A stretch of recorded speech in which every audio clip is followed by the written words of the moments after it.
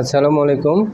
আজকে শোনাবো the intelligence investor YouTube চ্যানেলের পক্ষ থেকে একটি অনুপ্রেরণামূলক গল্প। আজ থেকে ঠিক কয়েক শত বছর আগে ব্যাবিলন ছিল সবচেয়ে ধনী জাঁকজমকপূর্ণ শহর। তো সেই শহরে একদিন নদীর পাড়ে বসে দুই বন্ধু বসে গল্প করতেছিল। হঠাৎ করে দুই বন্ধুর এক বন্ধু ছিল চিত্রকর, এক বন্ধু ছিল ওয়েল্ডার। তো ওয়েল্ডার বন্ধু চিত্রকরকে বলতেছিল, বন্ধু তোমার কাছে কি একটা পাই হবে? তো তখন চিত্রকর বন্ধু বলতেছিল, দেখো বন্ধু, আমার কাছে যদি একটা পাইও থাকতো তাও আমি তোমাকে দিতাম না, কারণ আমি আমার শেষ স্বপ্নটুকু তোমার হাতে তুলে দিতে পারি না। তখন চিত্রকর বন্ধুকে ওয়েল্ডার বলতেছিল, তার মানে তোমার কাছেও পাই নেই? আচ্ছা বন্ধু, দেখো আমরা এত নামি দামি শহরে বসবাস করি, এই শহরে জাঁকজমকপূর্ণ সব কিছু, অথচ আমাদের কিছু নেই। কত বিলাসী লাইফ, কত এই শহরের দামি গাড়িতে চড়ার অধিকার আমাদের আছে, এই শহরের দামি হোটেলে আমাদের রাত কাটানোর অধিকার আছে, এই শহরে সুন্দর লাইফ লিড করার অধিকার আমাদের আছে, কিন্তু সব কিছু থেকে আমরা বঞ্চিত। আমাকে যে কোনোভাবে এরকম লাইফ লিড করতে হবে। সৃষ্টিকর্তার এই পৃথিবীতে এগুলো ভোগ করার অধিকার আমাদেরও আছে। আমাকে জানতেই হবে এত জৌলুসপূর্ণ শহরে থেকেও আমাদের কাছে কেন টাকা নেই, আমরা কেন এখনও গরিব, এটা আমাকে জানতেই হবে। একদিন হঠাৎ করে এই শহরের সবচেয়ে ধনী ব্যক্তি আসলো, ঠিক ওয়েল্ডারের পাশের দোকানে একটা কাজ নিয়ে আসলো।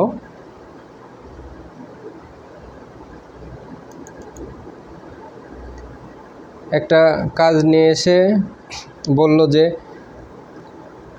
এটা আমাদের কোম্পানির একটা সাইনবোর্ড বানাতে হবে, ঠিক কালকে কাজটা আমাকে দিতে হবে। তো তখন পাশে থেকে ওয়েল্ডার দেখতেছিল, উনি কাজটা দিয়ে গেল। পরের দিন এসে দেখে কি কাজটা হয়নি। এরপরে লোকটা তো অনেক রেগে গিয়ে বলতেছে, আমি এসে এখানে কাজ দিলাম, তুমি জানো আমি কে? আমাদের কোম্পানি এই শহরের সবচেয়ে নামকরা, আমি সেই কোম্পানির সিইও, আর তুমি হচ্ছে আমাকে আমার কাজ ডিনাই করো, তোমরা জীবনে কি করবে? তখন ওয়েল্ডার এগুলা শুনতেছিল। এরপরে ওয়েল্ডার কাছে এগিয়ে গিয়ে লোকটাকে বলল, আপনি যদি আমাকে কাজটা দেন আমি কাজটা একদিনের মধ্যে করে দিব, যদি আপনার হাতে সময় থাকে। তখন লোকটা কাজটি বুঝিয়ে দিল এবং পরের দিন এসে লোকটা দেখলো কাজটি হয়ে গেছে। তখন লোকটাকে বলছিল, আপনার এই কাজটি করে দিতে পারি, কিন্তু আমার একটি শর্ত আছে। শর্তটা হলো, তখন এই ভদ্রলোক বলছিল যে ঠিক আছে, যদি পূরণ করার মতো হয় তাহলে আমি পূরণ করব। তো পরের দিন এসে যখন দেখলো কাজটা হয়ে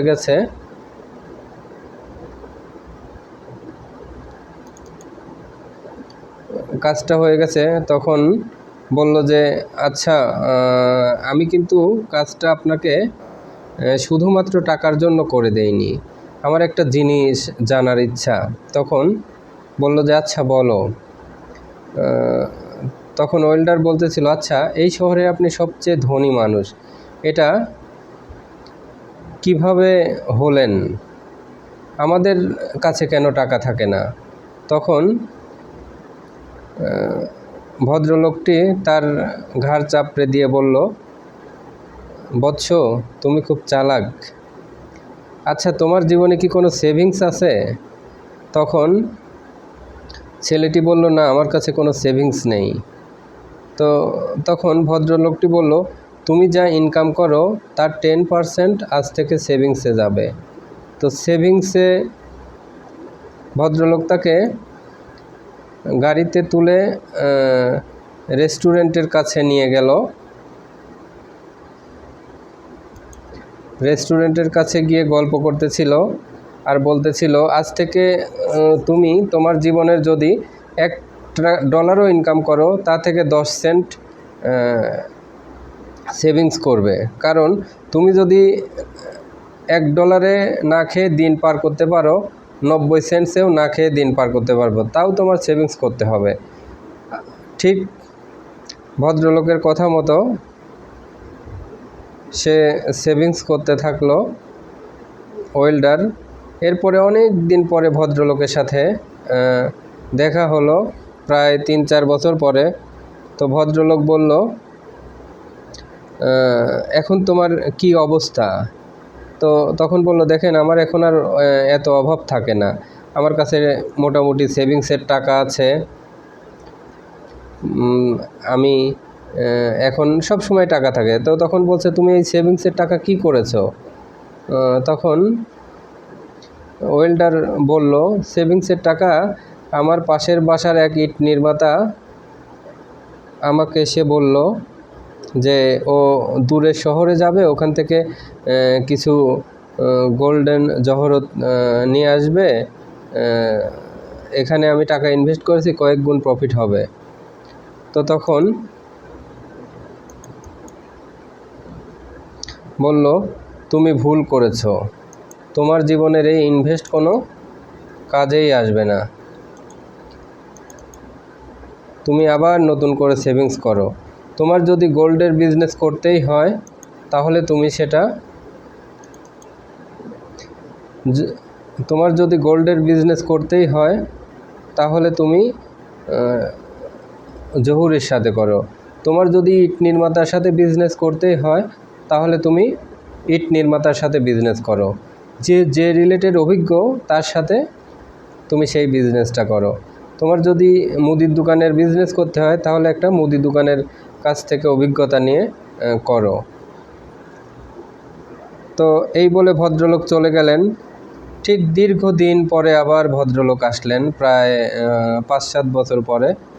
তখন এসে বলল, তোমার এখন কি অবস্থা? তো তখন বলল, এখন তো আমি মোটামুটি অনেক সচ্ছল, আমি এই যে বাড়ির পাশে একটা ব্রোঞ্জে টাকা ইনভেস্ট করেছিলাম, আমার এখন যথেষ্ট টাকা আছে, ওখান থেকে প্রফিট আসে, আমি সেভিংস করি, এখান থেকে জমে। তো বলছে, তোমার ওই যে ওখান থেকে যে টাকা আসে এই টাকাটা তুমি কি করো? তখন বলল যে এই টাকাটা আমি আমার বাবা মা ভাই বোনকে বিভিন্ন গিফট দিয়েছি, বাড়িতে ফার্নিচার কিনে দিয়েছি, আমি একটা দামি মোটরসাইকেল কিনেছি, আমি একটা দামি ঘড়ি কিনেছি, বাড়িতে একটা টেলিভিশন কিনেছি। তো তখন বলল, বৎস তুমি ভুল করেছ, তোমার বয়স সারা জীবন থাকবে না, ইনকামের অ্যাবিলিটিও সারা জীবন থাকবে না, এই অ্যাবিলিটি থাকবে সর্বোচ্চ 45-50 বছর।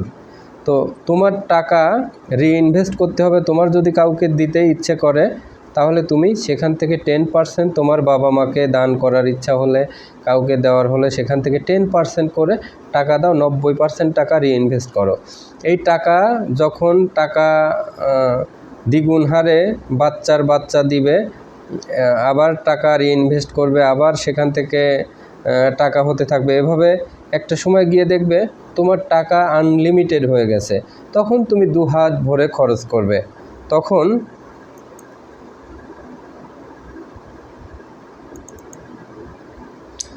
তুমি 2 হাত ভরে খরচ করলেও তোমার টাকা শেষ হবে না, তুমি একদম মনের সুখে তখন খরচ করবে।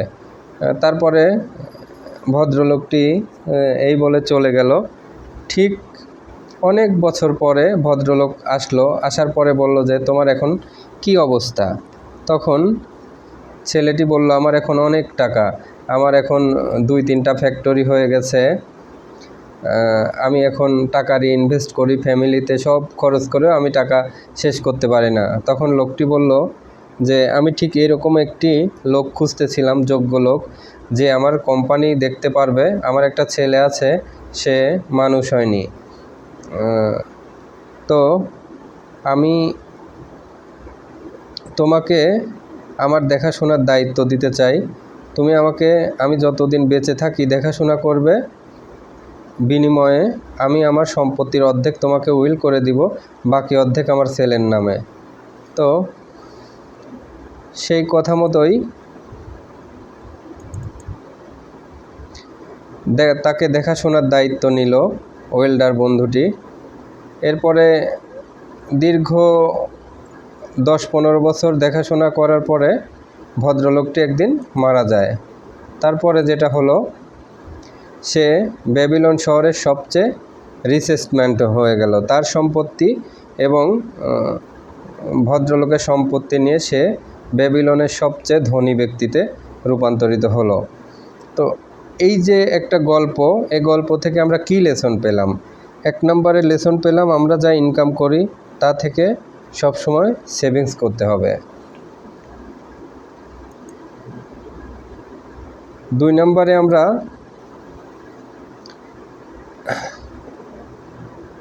জানলাম যে সেভিংসের টাকা ঠিক রিলেটেড কিছুতে অভিজ্ঞ মানুষের পরামর্শ নিয়ে, যাতে টাকাটা নষ্ট না হয়। কম ইনকাম হোক কিন্তু টাকা নষ্ট করা যাবে না, এরকম একটি সেক্টরে ইনভেস্ট করতে হবে। তো আমরা কি করি? আমরা যখন যেখানে যা পাই সেখানে ইনভেস্ট করে টাকা নষ্ট করি। কোনো ধরনের অভিজ্ঞতা, কোনো ধরনের ডাটা অ্যানালাইসিস ছাড়া হুটহাট করে ইনভেস্ট করি এবং ধরা খেতে থাকি। তো এরকম করা যাবে না। 2 নম্বর লেসন হচ্ছে যে ইনভেস্ট করতে গেলে রিলেটেড ফিল্ডে অভিজ্ঞ মানুষের জ্ঞান নিয়ে ইনভেস্ট করতে হবে। এই যে আমরা যারা স্টক মার্কেটে ইনভেস্ট করি, অনেকেই মানে এর পিছনে 2 টাকা খরচ না করে, কোনো ধরনের জ্ঞান, কোনো নলেজ না নিয়ে এখানে কিন্তু ইনভেস্ট করে ফেলি। এই ভুলগুলো করা যাবে না। আপনি শেয়ার মার্কেটে ইনভেস্ট করতে হলে আগে লজিক্যালি শেয়ার মার্কেট সম্পর্কে এক্সপার্ট হতে হবে, জানতে হবে। তারপরে 3য় লেসন কি? আমরা যখন কোথাও কোনো হঠাৎ করে একটা বোনাস পাই, ইনসেন্টিভ পাই, টাকাগুলা বন্ধুদের ডাক দিয়ে চল আজ পার্টি হবে, এখানে মৌজ মাস্তি বা বিভিন্ন কিছু কিনে শেষ করি। এখানে আপনার টাকাটা সবসময় রিইনভেস্ট করতে হবে। রিইনভেস্ট করলে একটা সময় দেখবেন যে অনেক টাকা হবে, আর টাকা এত আনলিমিটেড হবে, তখন আপনি টাকা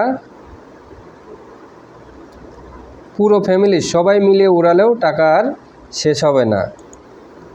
এটাই হচ্ছে যে দ্য রিচেস্ট ম্যান ইন ব্যাবিলনের মূল আলোচ্য বিষয় ছিল।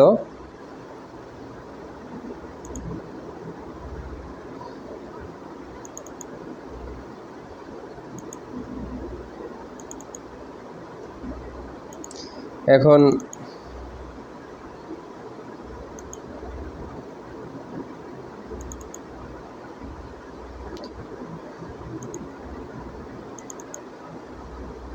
তাহলে আমাদের রিচ ম্যান হতে হলে কি করতে হবে? 4টা জিনিস করতে হবে।